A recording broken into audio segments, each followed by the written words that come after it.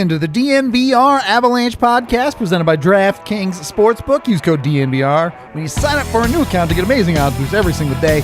Rudo, Blais, AJ coming at you live in hour 16 of this hockey day. Avs win over the Edmonton Oilers 3-2 in overtime. In what was this game dope? Yes. Was this game unbelievably sloppy? Also, yes. I don't think you can say either team played their best game, but it was still fun. McDavid held scoreless, I believe. Did he have an assist on Yamamoto's goal? I forget. I don't think he did. Let me take a look real fast. At best had one assist on the night. McDavid was the second helper on that goal. Yep. Compared to the Avs top guns, Mikko with 2 goals, MacKinnon with 2 with a goal and assist. So, at the end of the day, the Avs top guns definitely got it done tonight. This game kind of phased out interestingly. AJ, I'm curious of your 60-second recap of this one. 60-second recap. Well, I think that the Avs really played pretty well in the first period. 1-0 lead after the first. 2-2 after the second period because big mistakes, big self-inflicted mistakes cost the Avalanche, but their power play made up for it. And then the Avs just made the play in overtime that got them across the finish line. They made the play, and a 3-2 overtime win is the result. 2 Not points. that it's going to matter, but another row. It is a row, technically. Don't think it's going to be a big factor. That's the third place team in the Pacific Division. They've beat the first place team in the Pacific in Calgary. They beat the third place team. LA's in second, right? So they've just swept the top 3 teams in the Pacific. Pretty good. I don't. Hold on, I'm looking real quick. He's got thoughts. They only lost to the Pacific Division. There's only been 2 of them. The overtime loss to Calgary and the regulation loss to Vegas. Yeah. In the 8th game of the season, right? Yep. Thus far, and I know that they have a lot of their Pacific slate still to come. 5 weeks. Spit on my keyboard. Hot. But so far, we've looked at the Pacific Division and been like, not very good. And the Avs have been like, yeah, it's not. Very good. I mean, most of the games that they have remaining are against the Pacific. Yep. Yeah. So, we'll see. Now, 17 points up. 17. That's actually 17 dumb. on Minnesota with 19 games to play. We're getting to the point where if they stick right in that 20-point range, maybe by game with 10 games left, that they clinch first. the Avs could be talking about clinching their division within the next 7 games if they stick right in this range. Yep. It's fucking bananas. I mean, they're 5 up on Florida too. Yeah, the President's Trophy is going to go down to the wire. That's going to happen. But they are 17 with 2 games in hand on Minnesota, Minnesota has 2 games in hand on Colorado. St. Louis has 2 games in hand on Colorado. But they are 17 and 18 points ahead. That's actually dumb. Yeah. To be that dominant is actually dumb. Their goal differential all the way up to plus 69 now, so that's nice. That's the nice number. And they're still at, are they 12 up on Calgary now or 10? 11. 11, okay. Yeah, they are 11 up on Calgary, but Calgary only has 1 game in hand. Yeah, so they still have a head-to-head this month. At worst, 9 up on Calgary, and that obviously the head-to-head will make a difference there. But the Avs are really good, and they're about to get better when their trade deadline acquisitions arrive. So, what did you do? It's just moving. Oh, your mic is slowly sinking? Yeah. Sucks to suck, bud. All right. Going through this game, you get 2 goals from Mikko. I think it felt really good in the first and some of the second. did he get a little bit lazy in the third, or are you living with that? I mean, I'm living with it. I thought he Okay. played a way more engaged game Okay.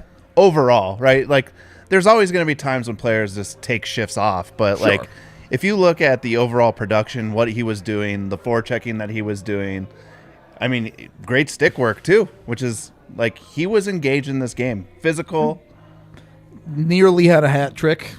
I nearly. will say, the one time that he got that puck, the rebound out in front, and then circled back Yeah, with it, I instead of was like- shooting it. Yeah, shoot yeah. the puck. I was like, he's got to be the only guy in the world who would have done that, right? Especially a dude with 2 goals. He's vibing. He's like, one of my goals straight up went off another dude. 2 dudes. Like- Hit 2 dudes. The universe is my oyster tonight. Everything is going my way. I'm going to circle out. I'm going to pull this thing back. I'm going to see what I can get. What? Well, he also choked up on Yeah. one knee That back door. and missed the that he back door didn't by finish. Yeah. 9 to 12 inches. Show him the shirt, Blais. They What? want to see your shirt. No, this isn't a shirt. You can't have it. This is not a shirt the rest of you can have. Then he cuts away. Yeah, it was a perfect cut. Yeah. So you're happy with Mikko for the most part? Great. Dude. Going down the line here. Let's try. Let's make a compliment sandwich, maybe. I think we found the floor for Josh Manson. Yes. And look, keep in mind before all of you come at my throat again. Yeah, it's one game. Keep it in a box. I'm sure it will be better. I'm sure he will adjust to the systems. But Josh Manson was terrible tonight. There's no denying that. Well, we can talk about Josh Manson having a horrible night and still be like Josh Manson was an excellent pickup for this team. Yeah, I Now, if he agree. if he goes out tonight and he plays like he did tonight on a regular basis, Then you have a problem. Then- Yeah. that's a really, really, really horrible. Like that's a Yeah. horrible deal. And You look you're real like, real oh rough. my god, Yeah. what a disaster! yeah. But you can't take this one game sampler as like this is what he's going to play like. Yeah, But of course not. Like he was solid your first game. Yep. He had finished with 10 hits. I figured that would make that crowd thrilled. And then I thought he was fine, not Yeah. great, but fine in Perfectly the last game. fine. And then Yeah. he was a train wreck tonight. So trending in the wrong direction. But I also like. It's fine. Like you're talking about, this is the compromised version of Colorado's defense. You're talking that this is. I mean, Ryan Murray gets hurt. Yeah. And they have to First move. period and leave. They end up moving McDermott back to D. Like, I mean, it almost looked like he was winded. And again, he's at altitude. I know we don't, give that too much Sure. weight, but there was times where it looks like he just got beat and he was just like, yeah, I'm done. Out of gas. I don't have anything left in the tank to give.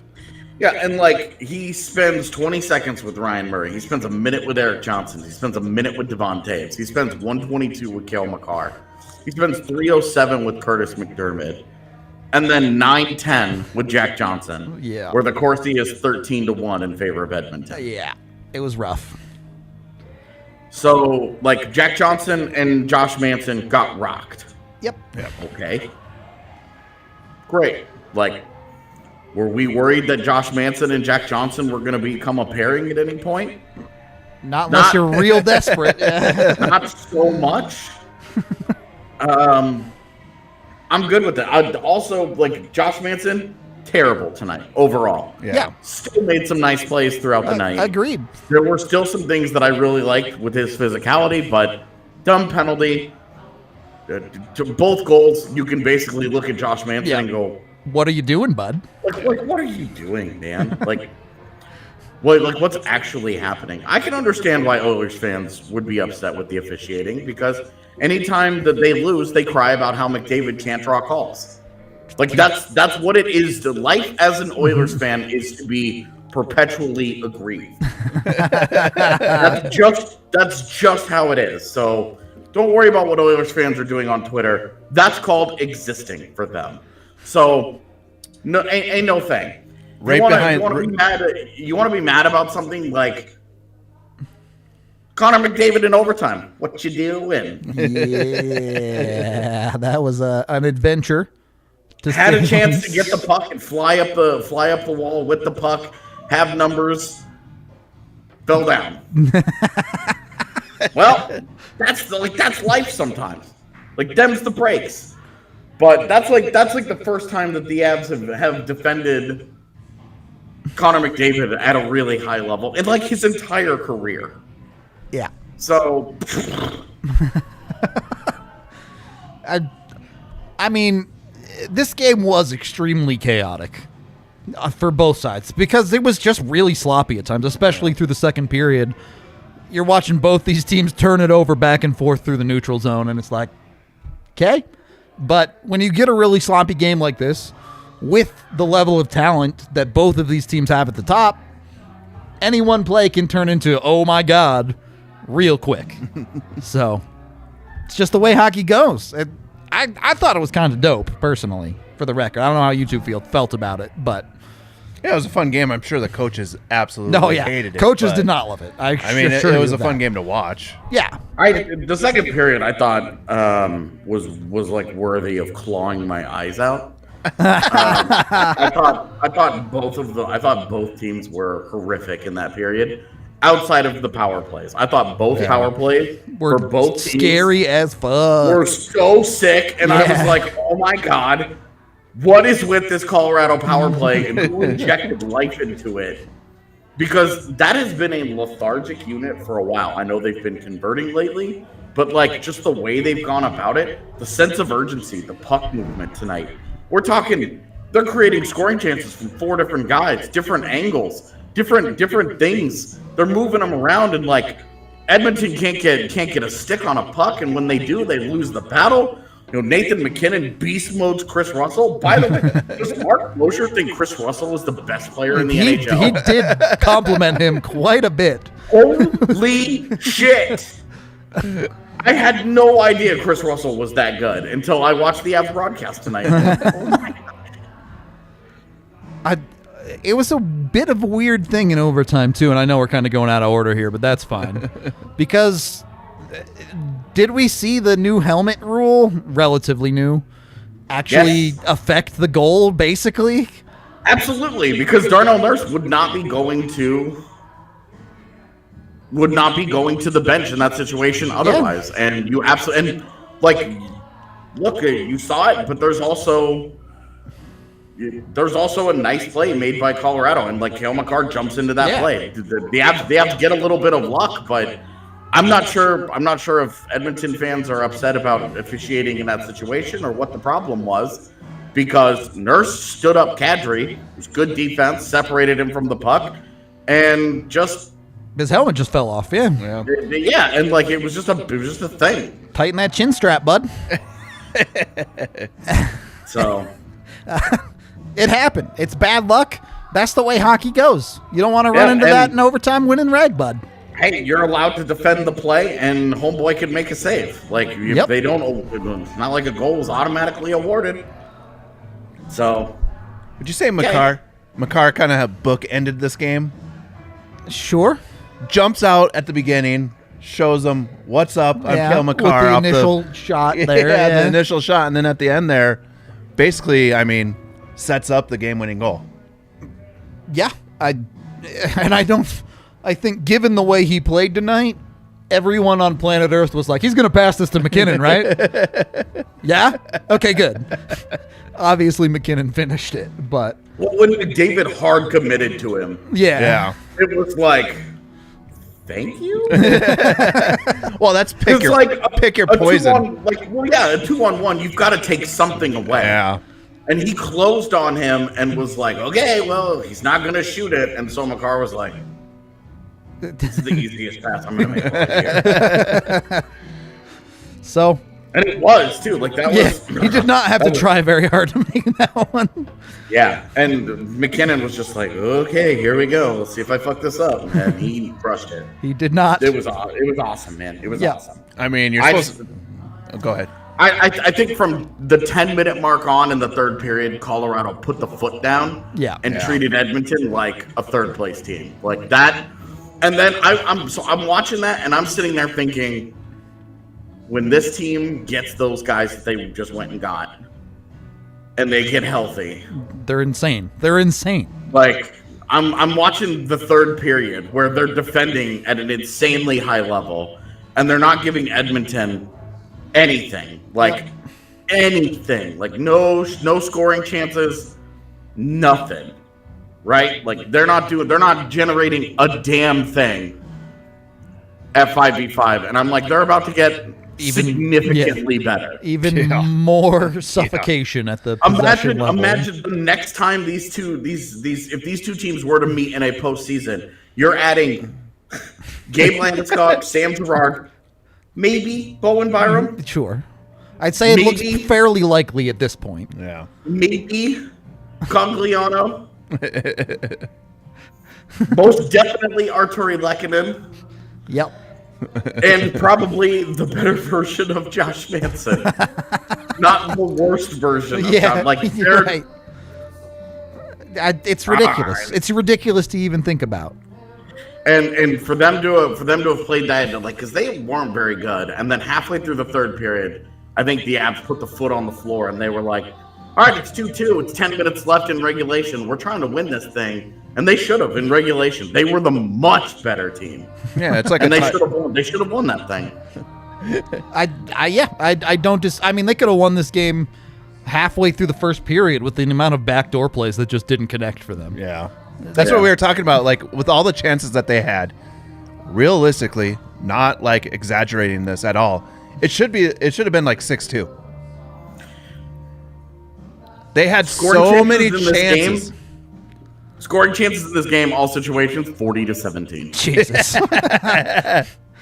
So it should have been 40. Yeah. No. 40-17. But seriously, they had, there should have been 6 goals there that they either just flat out missed or overpassed. Genuinely missing wide open nets. Yeah.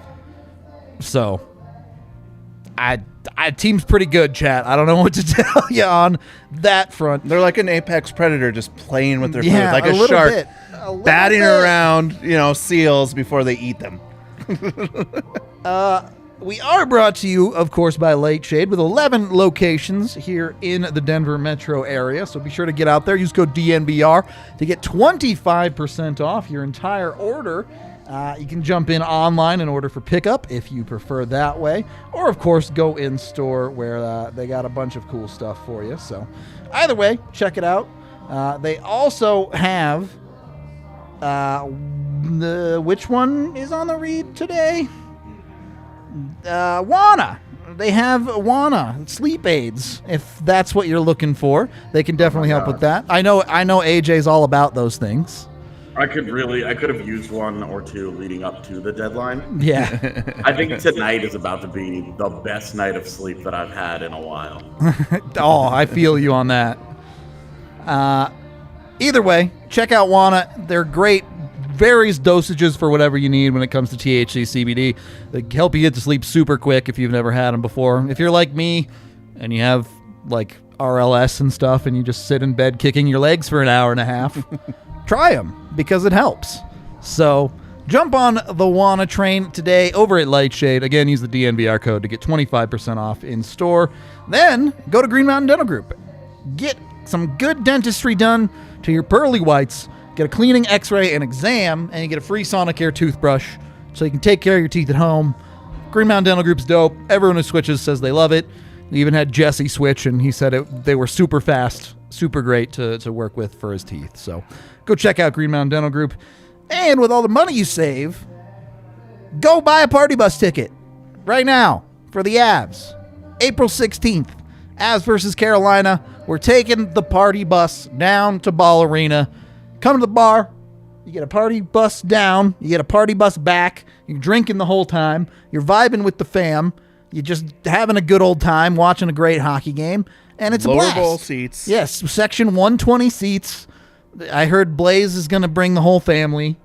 No, I'm not. I'm going to bring the wife. The wife found out about it today and was like, what's this party bus about? And I was like, You want to come? Because it's going to be fun. Thought you were going to get away with it, huh? She's fun around. Go check the DNVRlocker.com for the party bus. It's a super blast of a time. Both the Broncos and Nuggets this year have been loving them. So come enjoy the vibes. Highly recommend. Second period of the DNVR Avalanche podcast presented by DraftKings Sportsbook. Let's get to our king of the game here. Obviously going to Nathan MacKinnon, who has a 2-point night, but more importantly, the OT winner. And it's more than just the points tonight. All night, you see, and Nathan MacKinnon knows who's on the other side of the ice, and you see players at that level rise to the occasion. When MacKinnon sees McDavid, he says, I want to beat that guy. Well, think about it. Like, your whole life you've been compared to this guy. Yeah. Right? Like, so you want to go out there and show them, the media, whoever it is, the doubters, that, yeah, he might be number one, but that doesn't mean he's the best player in the world right now. Yep. Definitely true. Yeah. Not, at least not at this game or this play or whatever it is. And paying down overtime, obviously, as we've already talked about. But I think it's easy to forget this year just how good the Avs are when they turn the wick up a little bit, because they've been able to get away with not doing it that often. Yeah. But when they're going full bore, I wouldn't want to be across from him. I'll put it that way. Nathan MacKinnon turned it up pretty hard tonight. Oh, yeah. So you're starting to see, too, like how many weapons they had. They ran Valnichushkin on the first line tonight. And look, I didn't love the finishing ability, but time and time again, they're creating quality opportunities there. Yeah. I told Z at one point, I was like, you can tell Valnichushkin has not played with a guy like Nathan MacKinnon very much, because he had two different scoring chances that he just boofed. Yeah. Because he didn't think MacKinnon was going to give him the puck. Yeah. And all of a sudden he got the puck and was like, oh shit, I got to shoot it. That's what we were talking to is... Oh, go ahead. Go ahead. I just thought that was funny. I was just going to say, like, we were talking about that too. It's like, it's like a timing thing, right? Because, like, he would get the puck, he was like, oh shit, I'm supposed to do something with it. And he would make a move, and it's like the one step that would take him out of the rhythm of that first line and how they play together. Yep. And that was like the issue for him, was that he just wasn't ready for the puck when it got to him. The one cross pass to him in the middle where it's a little bit in his skate, but he just kind of panics and pushes it back towards Smith and net, like instead of shooting at the 60% of the open net that he had. And it looked like he was like, oh my God, Nathan MacKinnon actually got the puck over here. Okay. Wasn't expecting it from him. The Rantanen cross crease pass was the one. Yeah, that's the one that it's like, oh, Jesus. Bro, what is this? Like, you know how hard that pass is to make? He makes a great play, gets it through that, and just, oh my gosh. That's a hard puck to pick up, though, when it comes through the legs like that. Yeah, but, you know, sometimes you got to fit. Which Rantanen had an easy miss of the night, too. You know, fair is fair on that front, I guess. We got to drink these before they get warm. So. They're probably already any warmer than they already are. So. All right. Dr. AJ, Dubs, cheers. I don't know what AJ's drinking, a soda or something. Yeah, there you go.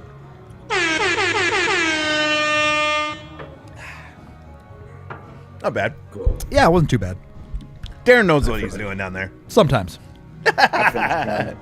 Darren's problem is that, like, if you're going to a bar, it's great because he gives you heavy pours. Yeah. But when I'm trying to do a shot on a post-game show, don't need a heavy pour. I mean, that was better than the Jaeger. Whiskey, not necessary, bro. Yeah.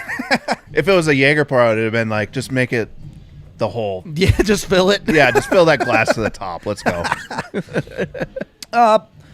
Going through the night, I do kind of want to work through the defense. Cale obviously has the game-winning assist.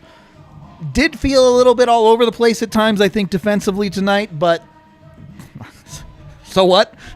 I mean, I think with Murray they lost Murray right away, yeah. And I just think they were being overplayed. You I were felt like down to- everyone was overplayed, right? That's what I mean. Yeah. It wasn't just one line. Yeah. It was the whole defensive core was overplayed. You're watching their shifts and you're like, have Manson and Jack Johnson been out there for like 3 straight minutes? What is happening? But so even with the injury, the defense got it done. McDermott did switch back to D with Murray out. Yeah. So they had 6D really, but How much ice time did he have? I couldn't. 703. There you go.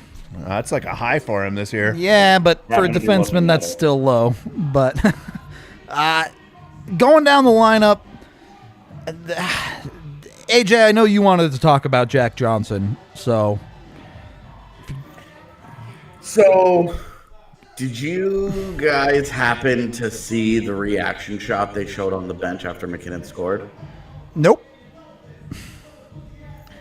So, I like reading body language. Like, I think it's interesting. I try not to make a lot of it Sure. because, especially in like celebrations like that, where you're just like, okay, like they're all happy. Like Newhook didn't react. He like put his arm up and he was like, business as usual. Let's get out of here.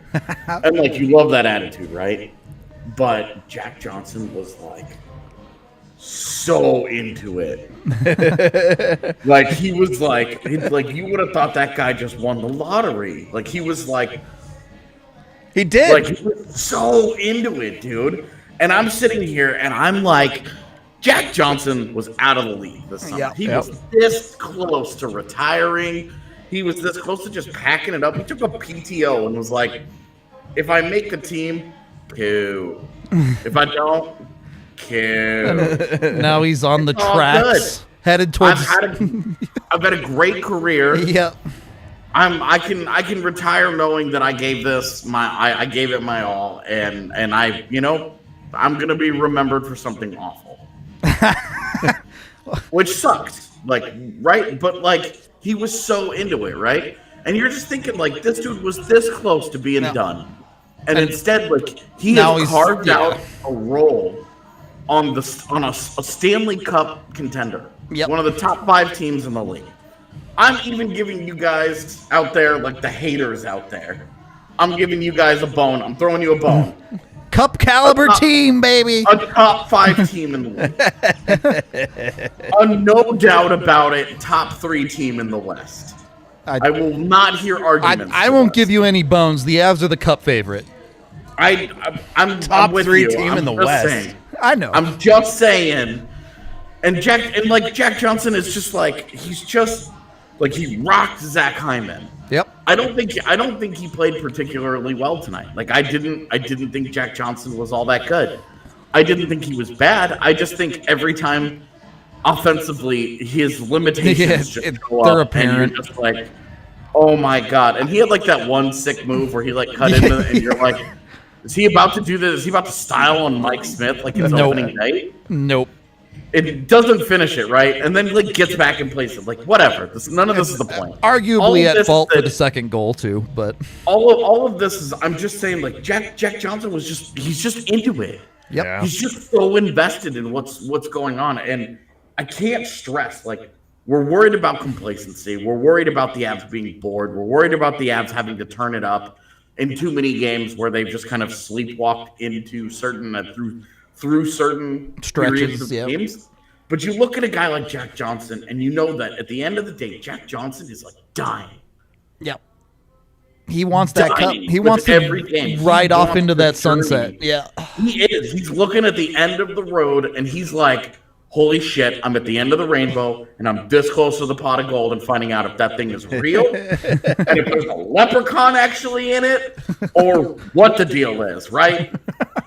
And the Avs, the way that they treat like small players, like add Yamamoto to the list of leprechauns. Yeah, they just abuse. Yeah. But like, I just love the way that Jack Johnson is so invested. Like, you're talking about like a bit player. We've talked about, hey, if they get healthy and all their guys come back, maybe Jack Johnson is in the lineup as the 6th D. Yep. Maybe. Maybe. We'll see. But you have to love that his investment. This is what it looks like when a team plays for each other. When a team is just living and dying with each other's success like this. Yeah. And I just thought that it's a small thing, so I don't want to blow it up and be like, they're winning the cup because Jack Johnson celebrated an overtime goal. Like, you look at that, and it's just, I think that's the DNA that was missing from previous teams. I think that's the DNA that I think they had it last year too. I think they were maybe a little more robotic than they should have been last year. Yeah. And this year they feel it. They've loosened up a little bit. Yeah. I think that they understand, hey, this is a game, but I think they know this is their legacies are on the line here, that they have a special group. They understand the moment here. And I think they get all that. And then you have a guy like Jack Johnson who's just finishing it up, right? And you're like, okay, we want to win it for that guy. You're about to get Andrew Cogliano in here, and you're hoping that guy rolls in and is like the little wrecking ball that he has been his whole career, and that he takes a Darren Helm job and just goes out there and just bowls people over and brings that energy. And it's one more guy that they're playing for. It's one more guy that, hey, I'm blocking this shot because I know that if I'm not out here, Jack Johnson will be. Yeah. That Cog will be out here doing that. You know, Josh Manson's going to put the Evander Kane's teeth through the back of his head if he looks at Darcy Kemper wrong. Like, you just know that they are playing for each other in a really, really different way than we've seen in previous years. And I think that that's the kind of DNA that you try to figure out through a season. Do they have this it factor? Do they have this desperation as a club? Yes. I think that more and more we're seeing this answer is being absolutely. Yeah, agreed. 100% agreed. You look at a game like tonight, and you even the big, strong crowd has to go. You saw great hits from Jack Johnson, from Josh Manson, from Curtis McDermott. All of those, even Mikko Rantanen laid out Yamamoto. Yep. Like, the Avs physically took it to Edmonton in this game. Cale Makar had some good licks, too. He did, but he does every night. Well, that's what I'm saying. I mean, again, it's like that whole, like, underlying, like, the Avs are soft. It's just not true anymore. It's not there. I don't know if it was ever true, but it's definitely not true now. Darren hits from Colorado's defense tonight. Jack Johnson 2, Devon Taves 3, Cale Makar 1, Josh Manson 3, Curtis McDermott 7. Wow. Running dudes. So. And I'm just, look, more and more, you see they have this DNA that if they need to get into a physical game, they'll do whatever they have to do. Game. There's no. Look how they played Los Angeles just last week in LA. Yep. LA wanted to play a slow it down, grind it out, physical kind of game. And the Avs said fine. Cool. And I think that's more true than ever is we're no longer talking about the Avs playing their style of game. We're talking about the Avs will do literally whatever and beat you. Yeah, they're the chameleon of hockey now, which is awesome. Like, they have different ways to beat you, which is, like, scary, right? For another coach going, okay, how are we going to game plan for these guys? Because when you have a game plan and you stick to it and then all of a sudden they change it, right? You're screwed as a team. I just think, like, from the national media side too, like listening to other like teams podcasts, you know, talking about playing the Avalanche. Last year it was like you just hit them, just keep hitting them to death. This year they're scary to play against because they can beat you in different ways. If you want to play a physical game, they'll play it with you. I tweeted it the other day, but it feels like especially a lot of the lesser teams around the league look at the schedule and see the Avs and go, just gonna pencil in an L right there, and we're gonna move on. Okay. So it's weird now too, because as we're getting further into the season as well, like obviously the scores you're gonna see in the next 2 months are gonna come down. Like, for sure. The games are gonna get closer, especially with the contenders, because they're gonna start getting ready for the playoffs. And the Avs are just posed to like play that game, that close game, and beat you in a mistake that you make you pay for that mistake. Like, and as you see the progression of the Avs just moving on, like, I just don't see as a fan how you could just say, like, you're concerned about this team right now. Yeah, I don't know. Well, do you remember? So one of the points that I've made this year is when you feel like the Avs have played a quality game, how many times have they lost? Right. Very And few. Until Very very few. recently, Yeah. it was basically none. Yeah. The Carolina game was Yep. one that they just got beat in that game. Took a Yeah, bad but you're bounce not and lost, looking at yeah. that game right and saying they played shitty. They just No, lost a you're good not. game. You're not looking at that game. You don't feel bad about anything that you could control in that game. Right. A bad bounce beats you. Carolina's happy with it. They feel good, and that's all good. But you feel like it was all good. The overtime loss to Calgary at home before that, like, you had two of your best players combine to do something impossibly stupid in overtime. We were talking about that tonight. And that lost you that game. But you're never going to play in 3-on-3 in the playoffs. Right. So even that game, you're feeling like, okay, don't care about, like, they played a great game that night. They just had a stupid finish that would not be translatable to the postseason. Certainly not a 7-game series of that Yeah. happening. Yeah. And that's about it. Otherwise, you're looking at all the other really tight, highly competitive games, and they've won Pretty much all of them. basically Yeah. all of them. Yep. It's true. I think the only one before those two games that you could go back and point to may have been in Florida. Yeah, the one they On that lost early in the year. Eastern Yeah. road trip at the beginning of the year. And that's where I'm like, look, somebody in chat said the strategy against the Avs seems to be hope they have a night off. And, like, I'm sure it was partially said in jest, but also Kind of Yeah. true. it rings true. Like, absolutely. So Because when Colorado has played their A game, and look, you look at a night like tonight, they didn't play their A game all night. But when they got to the second half of the third period, they dropped the hammer, and Edmonton had no response. You want to talk about not adjusting and not responding and blah blah. There was nothing. There was almost no pushback. They had a shift that got into Colorado's zone, and I was like, how long has this been? their response was mostly hoping the Avs keep missing the net, like genuinely. But we are brought to you by Athletic Greens. If you've had a day as long as I've had, you probably need this to get up and going in the morning. So be sure to check it out today. They have 75 vitamins and minerals, a bunch of other awesome stuff like probiotics and other things that are way too smart for me, like antigens and all sorts of other crazy stuff that I don't. All I know is I drink it in the mornings and I feel better, which is good because I have to drink whatever Blais feeds me at the bar. So sometimes I That's need right. a little pick-me up at home.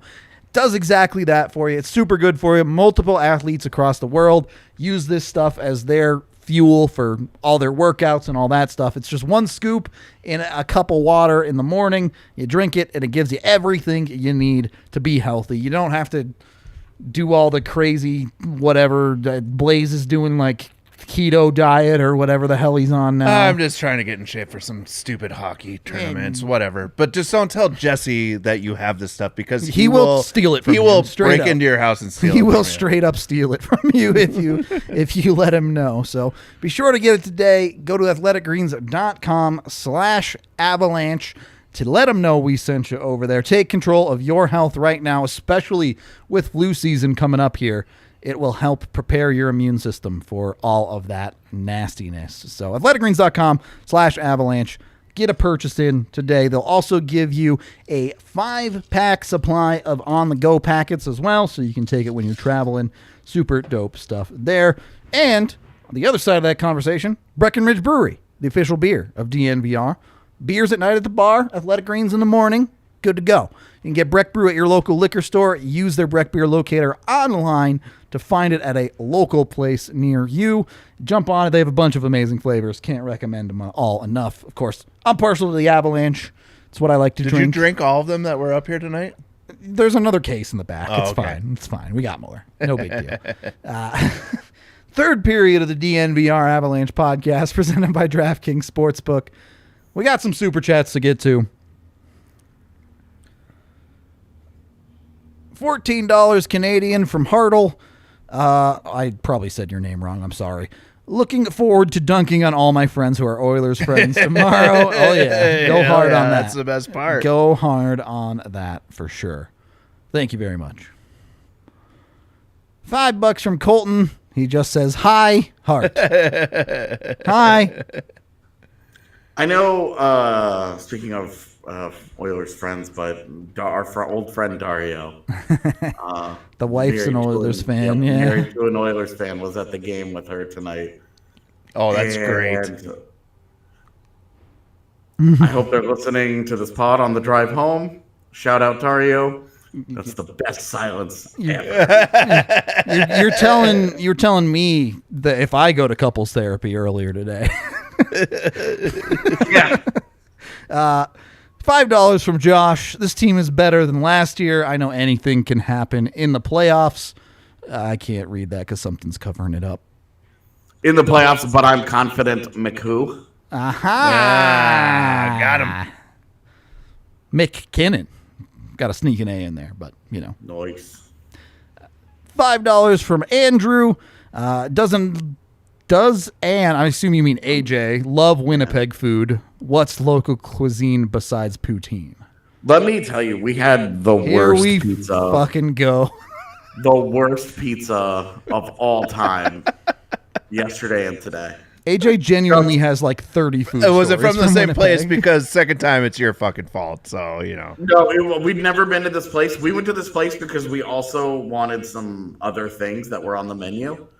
And every single thing that we wanted on the menu, none of it was. It just, I don't want to put them on blast. Not that it would matter because it's not like we have any pull in Winnipeg, but we will not be returning using their services ever again. What was wrong with it? Dude, so the pizza, when I was growing up in Katy, we went to a roller skating rink for a lot of fun, and it was where we played our roller hockey and where we spent all of our Fridays. And because it was $1 to get in to go skating for 3 hours after school, so that's what we did. And they made really shitty pizza for $3, and it tasted like that. Ugh. So like cardboard, basically? Yep, it tasted exactly like cardboard, and they gave me the wrong toppings on top of that. That's an So L. it was truly so awful. What was the good? It was like Puerto Rican breakfast or something? Oh, Filipino breakfast. We Filipino, actually is that had what some it the was? other day. We had some Filipino food the other day, and let me tell you, the Filipino food here is amazing. Okay. It's we've had it from a couple of different places, and all of it is good. There you go. All of it has been good. It's just tremendous. All right. $2 from Ryan saying, can we laugh at Vegas and Ottawa for the Dadonov trade? The most I've never seen my hockey-loving fiance more interested in a story than she is in this. In Ottawa's incompetence? She is all about this. Like, she's like, how did this happen? You'd have to think that somebody along the way is talking to somebody and they know this, right? How do you not have this? How do you not look at Cap Friendly and see that this is all? And I'm just like, yeah, babe, totally. I think everybody in the hockey world agrees with you. This is the weirdest thing. Yep, it's definitely a strange one. I don't know what to tell you on that one. And lastly, a ridiculously generous super chat Wow. from Jake. I promised I'd donate $5 for every win. Haven't since the last 20, and Dr. Dubs has racked up quite the bill. Thank you for the daily free content, DNVR. Appreciate the $100 so much, Jake. That's ridiculous. You should probably wear That's jorts. amazing. Nah, when that's, I'm I not said around. $300. I don't think they quite made it. The commitment of this was a bad season for the commitment of $5 per win. So, funny story about this. In elementary school, I actually had to do a project on, it was like the 90s or something. And a big part of it was the Macarena. And I did the dance wrong. Wait, hold on. Time to redeem yourself. Hold on. What? So you had to do. So this is history for you. In elementary school, you were doing something on the 90s. Okay, got it. I was just making sure. Okay. I had to do in 4th grade theater class. We had to do the Macarena as like our thing that we did. You're like dance that year or whatever. Yeah. God damn. It was the Macarena. It was still the 90s when I was doing it, for the record. Okay. I can't. I don't remember the moves. I don't remember the move. Like I could do like this part, and then it's like that, and then after that, I have no idea. And $20 more from Andrew. Wow. McDavid is great, but Mac is better. Lol. And FML definitely meant AJ. He definitely will visit. Right now, Winnipeg is like in this weird limbo where all of the snow is starting to melt because it's gotten quite warm here. But there's so much of it that like the sidewalks are flooded, legit, like just giant fucking ponds. And then at night it gets cold enough that they refreeze, and then it gets warm during the day so that it melts, and then the snow keeps melting, and then at night it refreezes, and it creates this really weird like fog-like thing just on the ground. It's the weirdest thing. I'm so fascinated by it. Every day I wake up and I look out the window and I start talking to Z about the weather, and I'm like, I have got to be the most boring husband in waiting on the planet. Is it ice snow? Is it where it like melts enough to where then it freezes and then there's like this sheen on the top layer of the snow? Yeah, it's kind of like that. It's so awkward, dude. Yeah. I'm fascinated by it. Maybe tomorrow I'll take a video and be like, look at this weird shit. Hashtag wintry mix. That's what I used to tell people being from northern Minnesota. I was like, see, like in Colorado, it's cool because it snows and then it melts away and it's nice for a while. I was like, in Minnesota, Bemidji, it was like the first snow is the last snow to melt in the springtime. That's how it works there. Like up. It just keeps piling up. It's like insane. Everywhere you go, there's just like 17-foot piles of snow everywhere. Yeah, our front yard has not existed because it's just been all snow since I got here. Yeah. And now we actually see one of the little blocks, one of the cement things that's the walkway that goes around the side of the house. So we saw part of one of them today after it rained and melted a bunch of the snow. It's low key, like never having experienced it. It's fucking fascinating. I mean, it's great too because like where I'm from, Bemidji again, in the wintertime, the lake it's a big lake. They have a road system over the lake where they go in and put road signs in because the ice fishermen, like, you pay for your lots and then they put their lots out. But the greatest thing in the wintertime, like I used to live on the other side of the lake from Bemidji, across the lake from where I went to school. You could snowmobile or drive your car on the lake across, which cut off about 15 minutes from your commute time. It was awesome. There you go. Take the winter winds where you can get them. Any final thoughts on this game? I mean, we haven't really talked about the overtime too much, but how fucking funny is it that they just now send Val Nichushkin out there? Yeah, they win the face-off, they give him the puck, and they're like, go do something. Just do the thing, Val.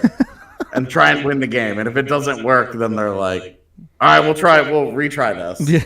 He was pretty close. Pull it back out. We'll try something else, right? He was pretty close to splitting that defense. It almost worked. Dude, he did it, and he just didn't finish. Yep. Like, he got in there, and it was like...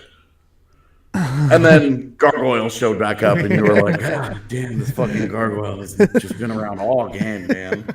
Me and Rudo were talking. We're like, so is this just the lineup you start with, and then if you win the face-off, you just switch out everybody that's out there? So, like, NUKE goes off, MacKinnon comes on, Kadri comes off. So Kadri goes off after winning the face-off. Yeah. NUKE makes the one-on-one play, goes and does something sick, then wins the puck battle if he doesn't score. Yeah. Then gets the puck to Taves, and then Taves waits. MacKinnon is on the ice now for Kadri.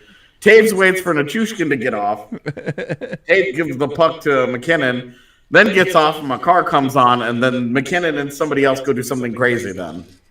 There you go. And you're welcome. I have your OT strategy. It worked this time. The overtime was a total mess, but super awesome. We talked about the goal already, but Yeah. it was fun to see a couple bounces go the Avs' way in overtime because it did feel like McDavid just falls over so the Avs can get to a puck, a helmet pops off. Well, totally got lucky in overtime. But you know what? That's where you're talking about. That's a great situation of like you're making your own luck because Kadri's driving in with the puck. That whole situation doesn't happen if Kadri doesn't decide to just drive the net with the puck and go right at Darnell Nurse.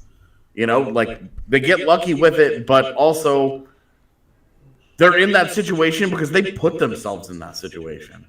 Yep, for real. So, totally got good breaks in overtime and then capitalized on them.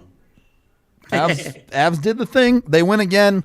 There's like an actual chance that they reach 100 points before anyone in the Central reaches 80. So I think that would be a surprise, but it's they would need to win 3 games and have all of Minnesota, Nashville, and St. Louis pretty much lose. It would take a lot, but it's possible, which is ridiculous. Yeah, there's a very real possibility that they clinch the division before any other team can get to 90 points. Yep. I think it's very real at that point. So, they're sitting at 95 right now. Yep. Okay, so they're sitting at 95 points. How many points do you think even the second play? How many points Minnesota, Nashville, St. Louis? How many do they finish with? Maybe 98? Yeah, the national talk was 96 to get in the West. Okay, so I'm not talking about making the postseason. I'm just saying how many points do those teams finish with? Well, because they may not statistically clinch when they get to 104, but in realistic terms, they'll have clinched. Yeah. They will have, because it's okay, even if these guys go crazy and they win 7 of 10. They still fall 5 points short of this or whatever, right. It's just holy crap. So we're not talking magic numbers yet in terms of mathematical clinching, but we kind of are. You're really not that far away from that conversation. Also, I think it's interesting after the Carolina game, Carolina took over. I think they passed Colorado for first place after that game, or they were tied with them. I think they were tied, but had the tiebreaker or something. Yeah, they're right on it, right? Yeah. The Avs now 7 points up. Oops. Yep. Whoopsie. And they're about to get Lehkonen to make them better, and Cogliano too. So right, they're about to get better. Yep. And they're about to get better with the deadline moves, and then they're going to get better again because Sam Girard's going to come back, and Bowen Byram might come back, and Gabe Landeskog, it sounds like, is coming back before the postseason. Yep. So, this is girl, please. Leave it at that. We're going to get out of here. I don't know what to say. I don't even know what we're going to talk about tomorrow. What stone is left unturned? I don't know. The team's real good. Just say that for 45 minutes. We're going to get out of here. We love you all so much, chat. Thank you for hanging out with us. We appreciate it a ton. We'll be back tomorrow talking about stuff and things. Not the trade deadline, thank God. Those days are over. Yeah. Other stuff now. We love y'all. We will talk to you on the next one.